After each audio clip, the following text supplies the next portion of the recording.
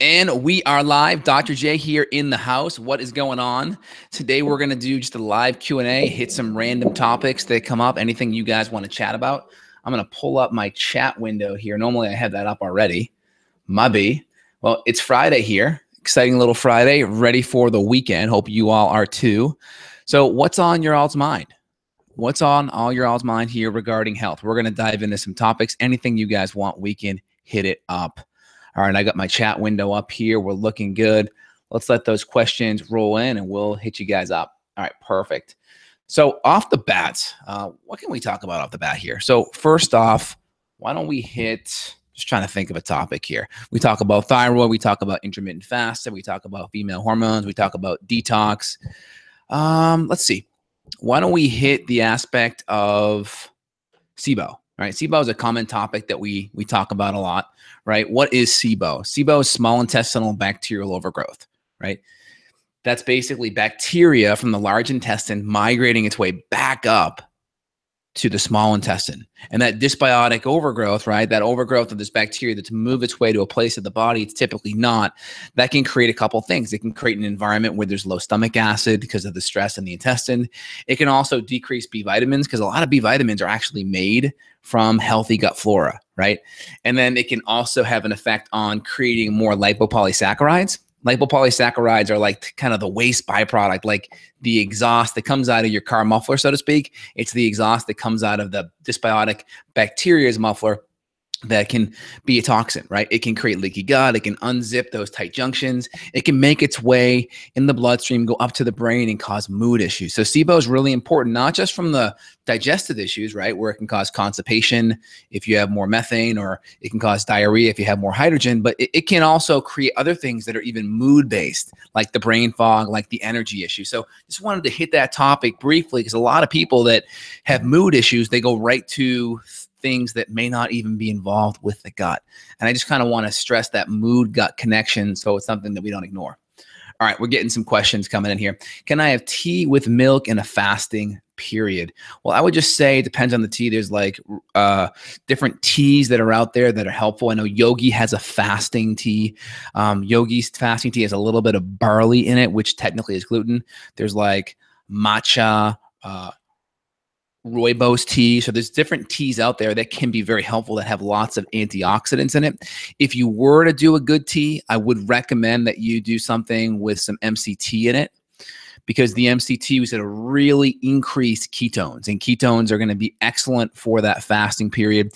Because at least if you're fasting, you want to make sure there's a modified protein fast. It's the protein reduction that's going to be the most important, because that's going to down-regulate mTOR. It's going to basically kind of create this slingshot effect where mTOR drops, and then when you break that fast, mTOR comes back up and really increases protein synthesis. So you'll really be able to put on a lot of good muscle afterwards. So I would say green tea, chai tea, rooibos tea, matcha tea would be fine. I would just really put some extra MCT in there to really up the ketone precursors.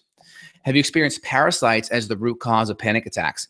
It can definitely be a root cause. Typically, people don't just get parasites in a kind of closed environment. Usually there's some kind of stress or food intolerance or low stomach acid or enzymes that compromises the person's immune system and body, so the parasites can kind of gain a foothold.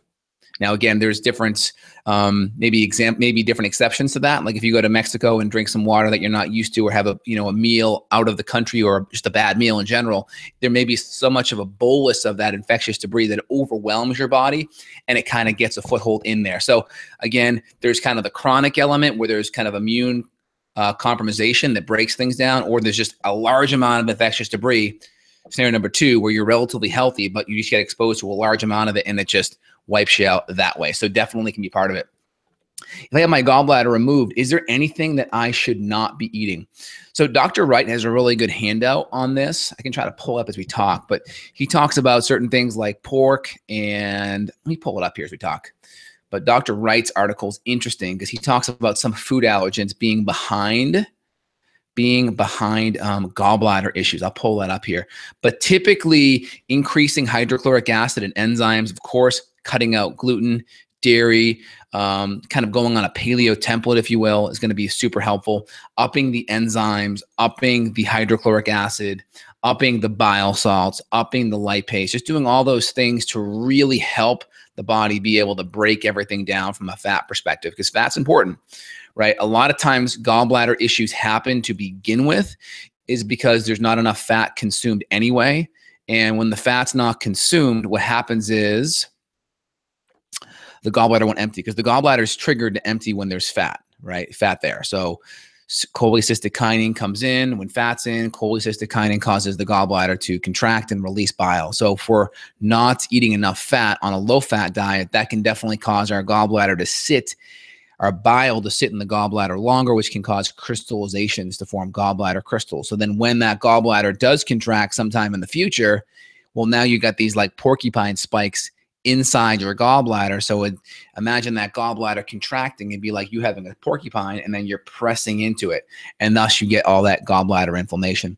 The big things that Dr. Wright talks about, the big food allergens, 92% of the time were eggs, 63% pork, 52% onions, 34% chicken and turkey, 24% milk, 21% coffee and oranges, 18% corn, beans, nuts, and apples, and cabbage, spices, peanuts, fish, and rye accounted for 14%. So go with the low-hanging fruits that I just mentioned there. Avoid some of those things off the bat, and that will be super helpful to avoid any gallbladder issues. When the gut gets better, you probably will be able to add those things back in. What are some good blood tests to see if you have a leaky gut? So a couple things you can do. There's a test called the lactulose mannitol test, which is helpful because that can look at how much lactulose is being excreted.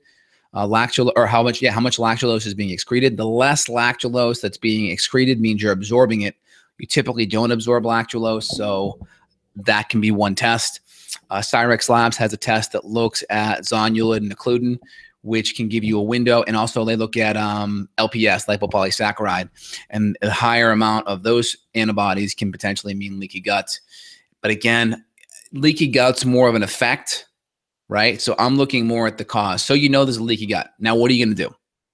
Right? Because it's the effect. It's not the cause. So I'm looking at what could the potential causes be? Number one, food allergens like gluten, right? Number two, low stomach acid, low enzymes. Number three, increase sympathetic nervous system output. That's going to decrease the blood flow to the intestines, so you're not going to be able to digest and break down your food. Four, of course, will be infections, parasites, fungal overgrowth, H. pylori, all of those critters there too. What can I do to lose weight? Pretty broad question. Go look at one of my podcasts on weight loss and how to accelerate weight. Again, the first thing is get insulin under control. Most people that have weight issues tend to be insulin resistant. Get that dialed in. There's certain, obviously, diets that you can do, paleo template, lower carb, higher fat to start, and then supplements that can be used to help that. Carnitine and other blood sugar nutrients like chromium, cinnamon, alpha lipoic acid, etc. What do you think about infected vagus nerve? Toxins infection is the root cause of Sibo, or infection in the jawbone, which leaks toxins into the stomach. Well, infected vagus nerve, I mean, that's tough because the vagus nerve basically kind of creepy crawls throughout the whole body, from the brainstem all the way down into the intestines and such.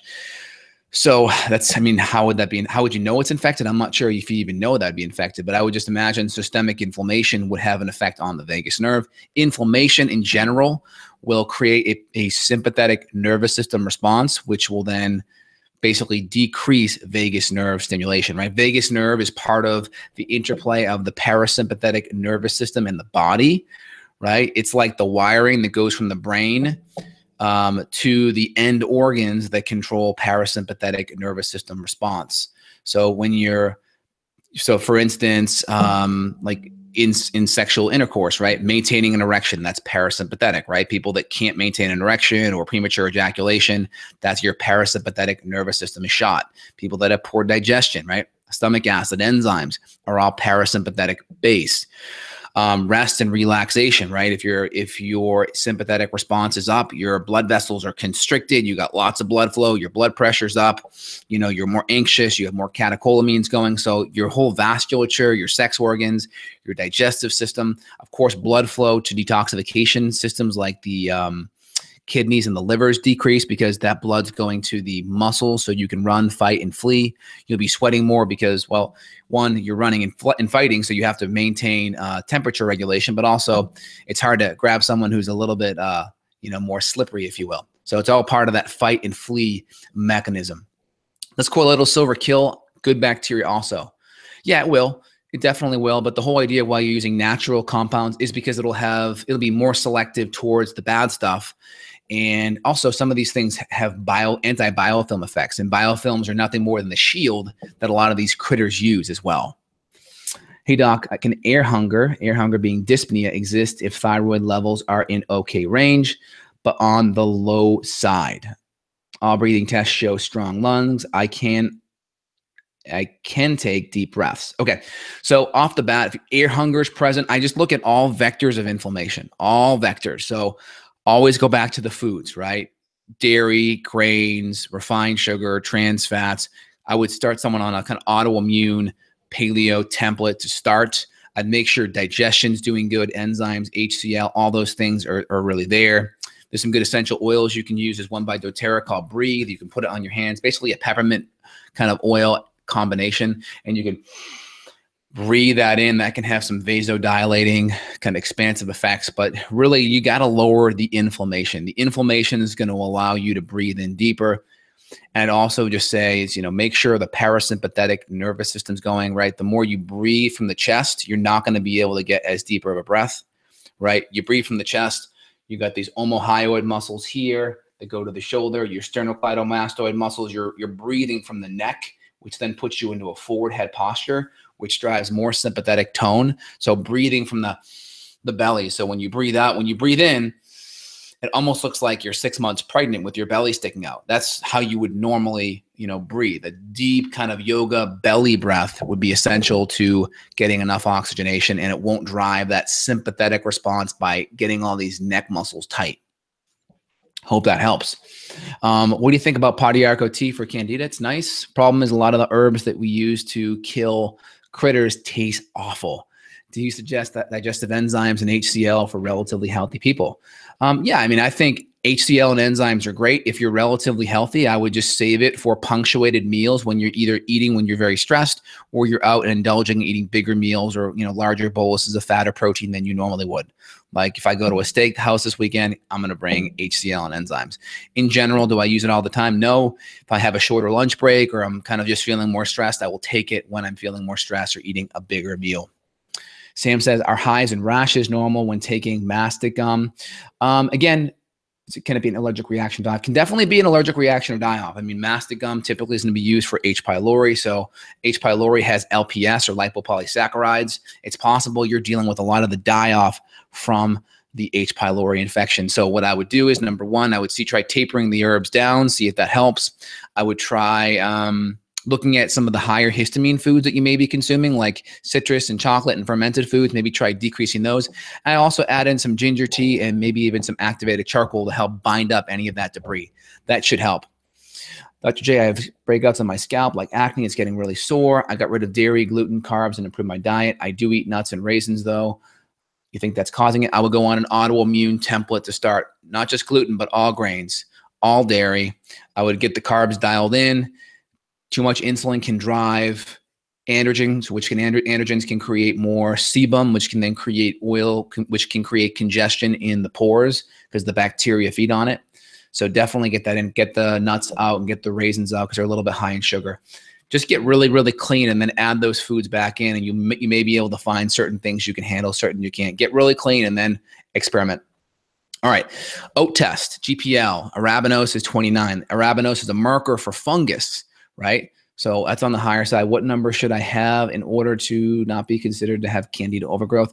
On that test, I would just look probably more in the middle of the range, so closer to 10, but I would just try not to be out of range. I think 20, upper 20s, low 30s is out of the range. So I would try to get right back more into the middle of the range. Hope that helps. How long to heal your gut after H. pylori and parasite-free? If you're parasite-free and you're infection-free, I would say as long as you have a few months of adding in probiotics and you're able to digest all your foods well and you're keeping everything in an anti-inflammatory environment, I would say your gut should be nearly brand new within 2 to 4 months after that. Again, that's assuming that we're retesting and there's no other infections that are present.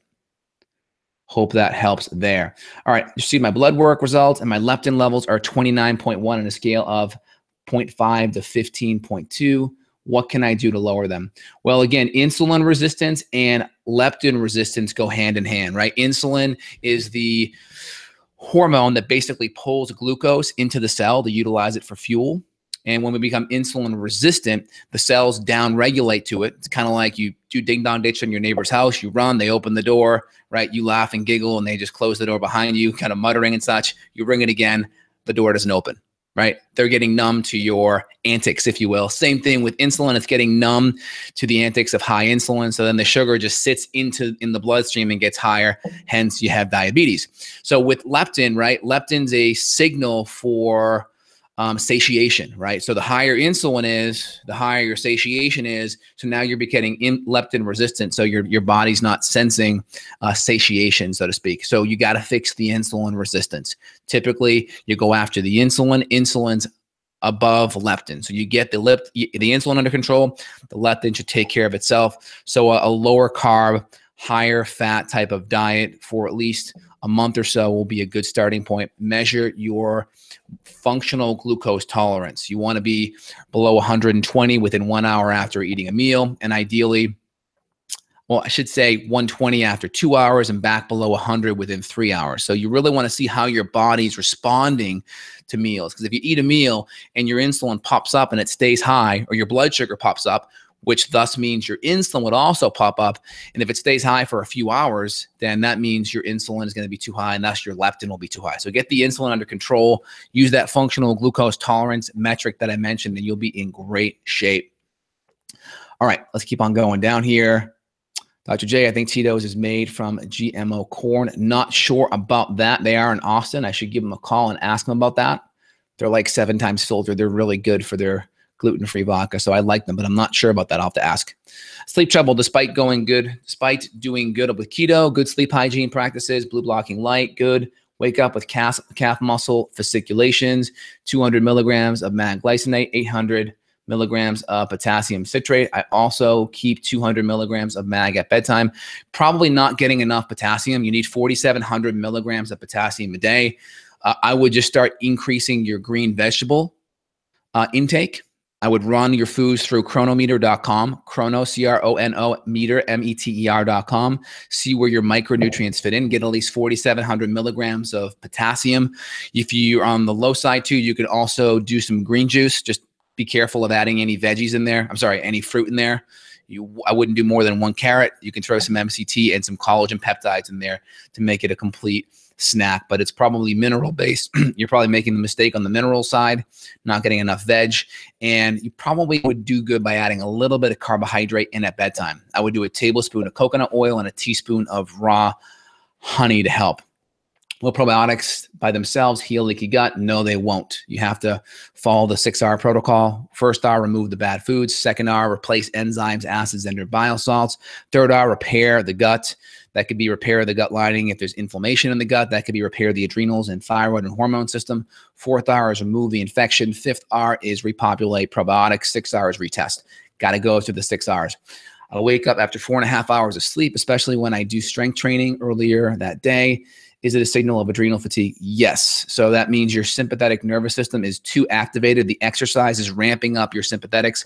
You got to dial down the duration and potentially, I wouldn't say the intensity, but at least give yourself more time between reps if you're doing resistance training to recover. And if you're doing a lot of cardio, you got to just cut that down and switch it to more burst type of training. Let's see here. I still have half a thyroid left due to CA. Not sure what CA is. CA, not sure. It's been 4 years and blood work shows I'm still on normal range, and I don't need any synthetic hormones. Okay. Let's see here. I can't see the rest of your comment. Let me see if I got it. No, sorry about that. It's cut off there. All right, let's keep on rolling.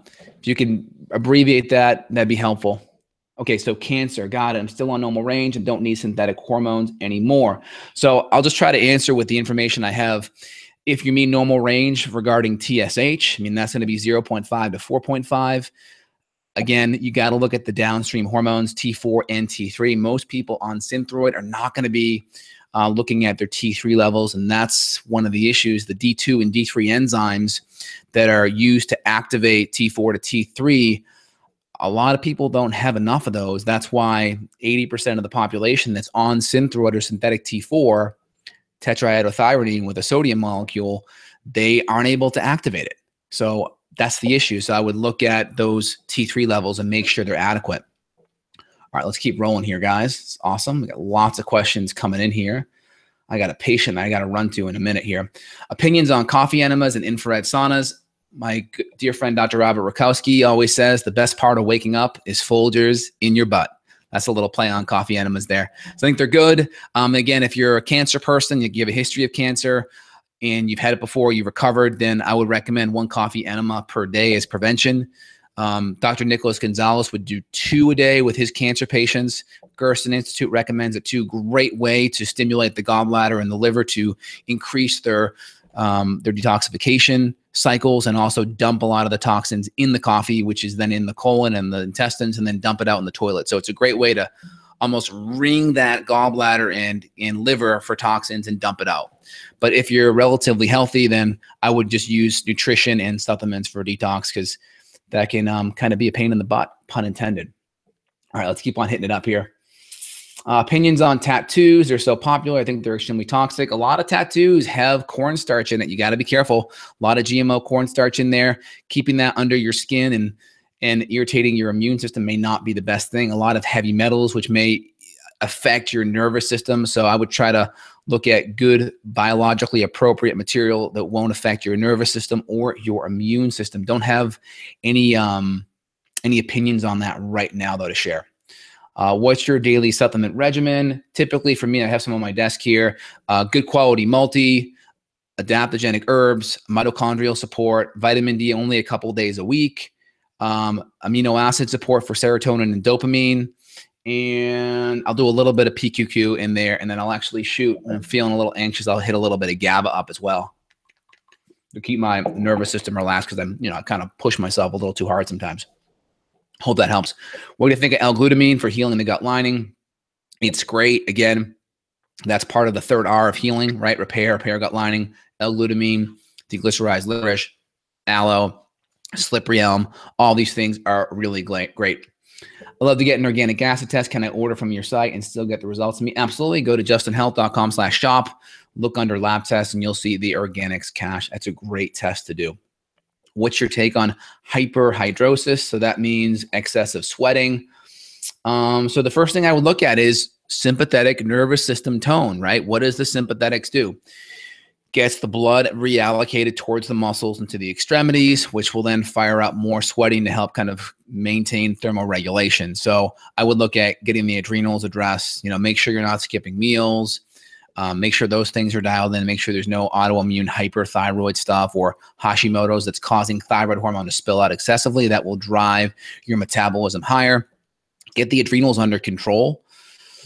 Things like that will be helpful. GABA, adaptogenic herbs. Get a cortisol rhythm test to see how you're doing. You could be in stage 1 adrenal dysfunction where cortisol's high, maybe even vanamandylate or homovanylate's high on an organic acid test too, because your sympathetics are in overdrive. Okay, cool. Worth getting carbon block water filter or whole house to drink? Yep, definitely. I have a whole house water filtration system and a countertop. My water gets filtered twice, whole house that's carbon based, and then my countertop that's a reverse osmosis. And then that also infuses minerals back into it. And I have a mineral supplement right next to my filter that I a couple of squeezes into. So I'm getting a lot of good minerals too. Got my mineral infused filtered water right here. What's your opinion on the whole methylation story? What's going on right now, including SNPs? I'll need to do a whole other podcast on that. Just avoid folic acid, avoid cheap supplements, avoid orange juice and bread that have synthetic folic acid in there. Make sure you're taking supplements that have activated quatrefolate or L-MTHF folate. Eat lots of green vegetables, eat healthy fats, healthy choline-rich foods, and more than likely you're going to be okay. But that's enough for now on that. I'll have to go deeper into with the podcast. My bilirubin increased 100%. in a few months, way above the range now. Any increase, I had my gallbladder removed 20 years ago. So that could be part of it. Bilirubin's the breakdown products of your red blood cells. They go back up to your liver. You have direct and indirect bilirubin levels. So if they went higher, I would potentially, I would just want to make sure your red blood cell levels are good too. There's no anemic issues. I'd make sure that you're able to digest your food. I'd probably do some liver gallbladder support just to make sure your liver is really supported. And of course, just making sure you're not adding toxins and junk into it anyway, right? If we're having GMOs and pesticides and chemicals and a lot of food allergens, that can always mess things up. So control that variable. Don't put the toxins in. And then I would just support the liver and the gallbladder and the digestion and see what happens. Again, it's okay if you're a little bit high. Like if you're at 100, if you're 100%, imagine maybe your bilirubin's at like 2 or 2.5. It's not terrible. Can B complex cause hyper alertness or nonstop talking? And if so, why? Well, B vitamins, right? B vitamins are needed to generate energy from glucose, from fat, from protein. So, you can increase your energy levels. And if you're already in sympathetic overdrive, that could potentially throw fuel on the fire. So you want to get the sympathetic nervous system also addressed. So that could be adrenal support, adaptogenic herbs, things like GABA, calming, soothing herbs like holy basil, L-theanine, magnesium to really get that calmed down. So I'd work on that stuff. You could do some meditation, things like that to help as well. What caused your autoimmune thyroid disease? Probably just gluten sensitivity, gluten issues, gluten sensitivity stuff. And that was the big thing. I had a lot of rosacea growing up as a kid. So as soon as I got my diet cleaned up, that went away. So probably a combination of food and stress. And, we got pretty nutrient deficient foods today. So probably nutrient deficiency as well. So getting that fixed, that helps. When's the baby coming? August 21st. We're really stoked. First baby boy. And we'll do a little podcast on that as we get closer, or maybe afterwards. Thanks for the comment there. Rolling stomach on medicine ball has helped for digestive problems and tightness. I think that's great. If it has helped, that's awesome. Again, the more sympathetic, the more the sympathetic nervous system kind of comes in, it's going to pull all the blood away from the intestines. So again, the intestines are going to be more flexible and supple when there's good hydration, good nutrition, and good blood flow there. So it makes sense that if, all that blood flows outside of it, that little bit of stimulation via the medicine ball or that Swiss ball may help kind of get the intestines hydrated and saturated again. So that makes a lot of sense. Let's see here. Can you be hypothyroid if negative through blood tests with conventional doc?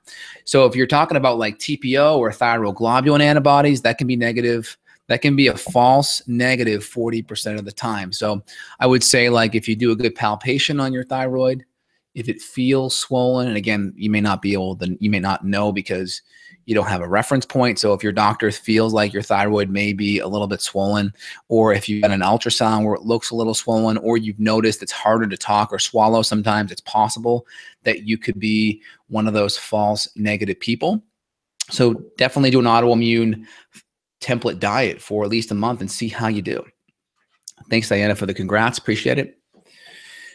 See here. And also a lot of people, they're just getting their TSH looked at. So if your TSH looks good, but your T3 may be out of balance. So you get your T3 free levels looked at, all right, above 3.0 and above 100 for T3 total. Thoughts on using methylene blue to treat H. pylori and candida? I've had patients try that with decent success. I think methylene blue is like one of those old fish tank cleaners, right? So you kind of dilute it down a little bit. And I've heard some people getting some decent results on it. It's pretty cheap as well. It's like a couple bucks, it'll last you literally forever. So I've heard some decent things about it. It's not something in my staple protocol to treat it though, but I think it's definitely worth a try. Is it obvious if I have FODMAP intolerance, or could it be symptoms? Could the symptoms be minor? So I would say if you bloated and gassy or have diarrhea or constipation or any kind of digestive kind of IBS upset, and it allows you, like, you feel better cutting FODMAPs out, that obviously there's definitely a tolerance there. Now, what's causing that tolerance? It's probably caused by a bacterial overgrowth. So, follow the 6R protocol. Get the foods out, support the digestion, heal the gut, remove the critters, repopulate, retest, and start to add some of these FODMAPs back in and see how you do. You can also add FODMAPs back in during the killing phase. So lots of good options there for you guys. Excellent. I'm just checking here on Facebook. I think we hit all the major questions here today, guys. Any last questions? I'll hit it up here. Hold on. Do you recommend 30 grams of protein through collagen on days? Let me see here. Do you recommend 30 grams of protein through collagen? And on days I do 4 scoops in the AM, I notice I am drop dead tired a few hours later. So I would use that as an example. That's probably not the best thing for you. I'd probably go a little bit less.